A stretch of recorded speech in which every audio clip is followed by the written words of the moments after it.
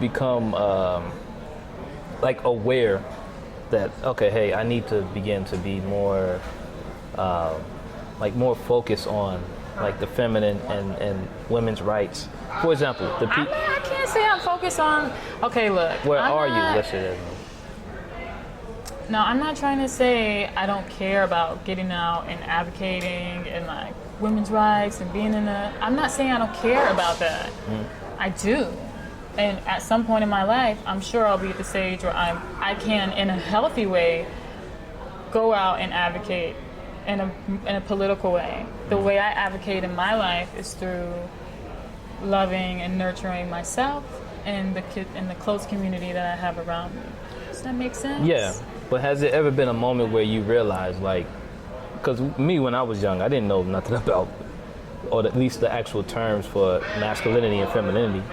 But at what point in your life did you have that, like, awakening that, okay, femininity is this and masculinity is this, and this is what, you know, people should understand about femininity and masculinity? Like, when did you even have, when did these two words even pop up in your head, basically? Well, I think it's been a process for me. And I think that's what most things are. Like there might be like a moment. I can't think of like the moment, but I know it's just been a gradual, like, this is just the way life has swayed me, because in my younger years, I was very much so the chick, like, trying to be the prettiest, trying to be the most intelligent, smartest, which, you know, all human beings, we have that part of ourselves. You know, some of us just have more success in that area than others, and so it's easy for us to like make that the point of our lives, is being the best, the baddest, the cutest. And I was always that way. That's the only way I really knew how to be growing up, is to compete with other women. I didn't really know how to allow myself to be loved and accepted, and to do that for them as well. But something in me just always knew I wanted it, because I didn't like. Something just felt so unhealthy about every time there was another powerful, beautiful woman in the room. I always felt like I got small, or I needed to defend myself. Like, I just always knew like that wasn't healthy, and that wasn't the type of person I wanted to be. And so just gradually, like through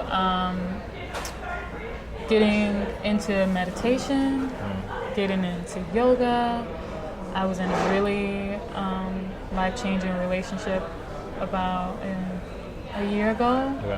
And we were together for about a year, and he was really into spirituality and yoga, and he worked in that type of environment as well. And so I would kind of tag along with him, like at work, and to events, like yoga events, meditation events, and I just kind of noticed that there was a certain community aspect that people were engaging in there, where they really were being nice to one another, and it seemed like they really did care, at least with their gestures and their expression, about each other being whole and happy, you know. And I just had never really seen that before, and so I just started to crave that more and more in my life. And it definitely has the process of becoming a woman that wants to actually genuinely wants to empower and have sisterhood with other women has been a very painful one, because there's a lot of conditioning, I think, in the society at large for women to be kind of against one another and not supportive and combative with one another. That's just, you know, how our patriarchal society has kind of conditioned us to be. So there's been a lot of pain pushing through like all those like layers of like, no, I don't want it, and just nastiness and cattiness, all that. It's been a lot of pain. But the closer I get, the more time I spend with women and pushing through that, like that pain and that energy, and trying to feel the sisterhood and trying to feel the support, the more healthy and whole I feel. And sisterhood is just so important, you know? Of course, like, you know, there's you guys, there's men. Men are going to be in and out of our lives. We're going to be in and out of their lives. You know what I mean? But we're always going to have and be here each other, and we're all dealing with like similar things. And so essentially the more I have connected with my own pain and my own suffering, Yeah. there's also like an equally deepening root growing right alongside that, deeper into sisterhood, deeper into community, deeper into trusting, deeper into self-love and compassion. So there's this there's a quote that I heard once, I don't know who it's by, but it's stuck with me for a long time, that to the extent that you can feel and experience your sadness, like as deep as you can get in that is like the same depth that you're going to be able to experience joy and healing. So like, it's all like a part of the same, I don't know, maybe it's like a part of the same thing, joy and suffering. Can't have one without the other. So I just learned to not deny myself my suffering, not deny myself my sadness or my joy, you know, and so that's just kind of led me more into naturally, it's just guiding me back to like what the earth and what life, in my opinion, is trying to evolve into and experience through human beings. Right. Just balance, you know? Yeah. And so I've just kind of naturally been led to that. I think everybody's life is like, our life is our teacher. Right. I believe it. You know, just gotta trust that. And go through what we gotta go through. I love it. Well, I have two more questions for you. Okay. The first question is, what are moments when you feel like complete?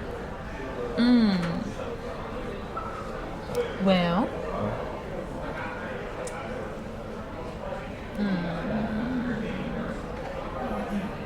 when I am in ritual on the beach, I love going to the beach by myself and creating like a circle around myself. I like to go and pick different like shells. I like to bring things with me from home that I've had throughout the years. Like I have this little Russian doll, you know, the ones that like open up and there are more little dolls inside. Right, so it's like, oh shit, it's another doll. Oh my god. I had those in Italy. Yeah. Yeah. So like that's one of my kind of like soul knickknacks in the house. I have a little lavender pillow, and it's just like full of lavender. You squeeze it, it smells like it. I bring that. Just power things that are around my house that I've collected throughout my life that have a significance to me, like they sort of represent my deepest desire for myself and my wholeness. So I bring that to the beach with me. I create a circle around myself, burn some sage, look out into the ocean, and maybe like 5 to 10 minutes like into just breathing deep and looking at all these like meaningful things around me, things that mean something to me.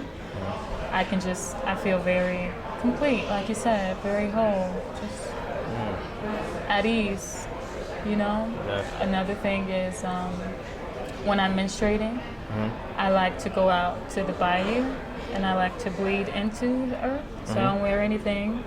And at nighttime specifically, and connecting like the nutrients that are just naturally being shed from my body, like going right into the earth. There's something so connecting about that. For me, I feel a part of something.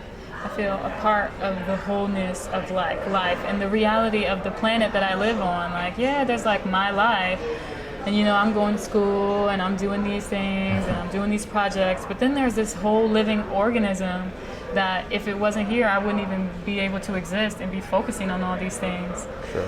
And so when I'm menstruating, that's like one of my favorite times in the month. I like to go outside, and it's like I'm releasing whatever I've been dealing with throughout the month through my menses, and it's like I'm putting it in the earth. I'm giving it back so that it can be calcinated and used in another way because plants are going to grow there. Most definitely, yeah. You know? Yeah, I like that. I feel real hold in too. That sounds super organic, y'all. Yeah. I You're love like, it's mad I don't know why it's so interesting to me, but that took a lot for me to share. I want everybody to know that. But at the end of the day, I mean, if anything, it definitely helps the individual that needs to hear it, right? Right. I mean, if it's not for someone, then they don't have to necessarily listen to it, right? But it's some people who want to have that courage to actually speak about those kind of things. Right. Who want to actually feel free. That's who it's really for. You see what I'm saying? Right. There's a book for everybody when you walk in the library, right? Yeah. And some books just, aren't for certain people.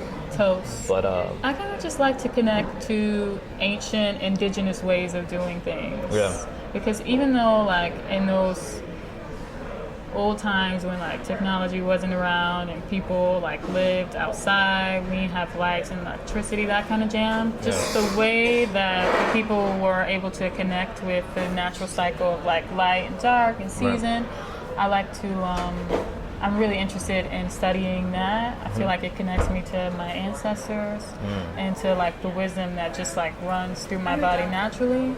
And so I do like to experiment with some of those practices, which bleed into the earth was one of them, and like see how that makes me feel. Right. So yeah, indigenous, ancient, ancestral wisdom. That's so dope.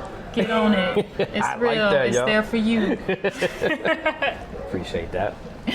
Well, I have one more question. Now, this question I'm asking everybody. Okay. All around the world, if possible. If you were to receive news that, Destiny, you only have 1 year left on this planet. How, after receiving that news, how would you envision life? Would you change anything? How would you take that? And what would you do? That would be really fucking hard. First of all, I would be super depressed and like freak the fuck out. Right. Like maybe like a week, a month, I don't know, a while, because a big part of existence is, I'm not actively thinking about death all the time. Right. It's kind of one of those things like, I know what's going to happen, but I don't like to think about it because what the fuck happens when I die? Right. Where do I really go? Right. That kind of jam. So it would definitely make me a little sad, a little depressed, existentially dreadful to say the least. Yeah. But I think I would my practice of like what I'm doing now would just like deepen. There'd be like, my Tai Chi sessions would be like even more like intensified and like focused. I'd be doing even more connecting with the earth instead of like, I kind of go through this cycle where I have to remind myself of those practices that work, and I might stray away from them, and in this cycle I kind of come full spin back to them. Whereas if I just had a year, that would be my life. It would be herbs, talking about herbs, making teas. I'd be somewhere living a very fucking simple life. Dude, I'd have like 3 pieces of clothing. Be reading a lot of books, trying to talk to birds and stuff, all kinds of stuff. That's actually pretty dope too, though, because it's so simple, but yet it seems like it holds so much meaning, so much impact for one's life. All this distance. For having such little, Interesting. All this felt distance that I kind of naturally feel between people, just because like I'm a human being. That would kind of, I feel like with just that 1 year, I could just get right to the root of like connecting and being there with people in a much more wholesome, real, and present way. Less in my head about how I want an interaction to go, how I want someone to perceive me.